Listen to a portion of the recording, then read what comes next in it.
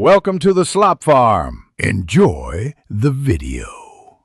You'll start inside your Namecheap account, sign in an open domain list, then click Manage on the domain you'll use. Once there, enable DNS or switch to Namecheap Basic DNS so records can be edited. Next, purchase or allocate a private email mailbox. This links billing and mailbox quotas. Make sure you copy the MX, SBF, and DKIM record values shown in the private email dashboard because you'll add them to DNS in the next step. Now modify DNS records. Go to Advanced DNS and add the MX entries Namecheap's private email gives you, setting priority numbers accordingly.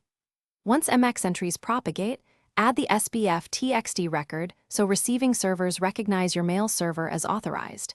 This prevents spoofing. Then add the DKIM TXT value from the email control panel. DKIM signs outgoing mail for integrity.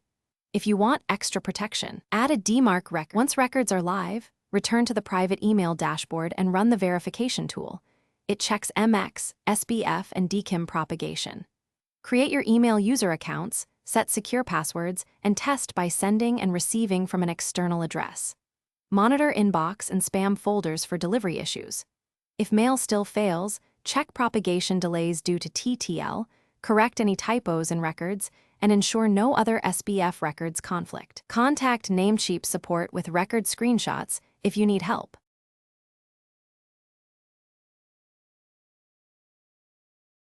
Thanks for watching. Consider subscribing if we helped you today.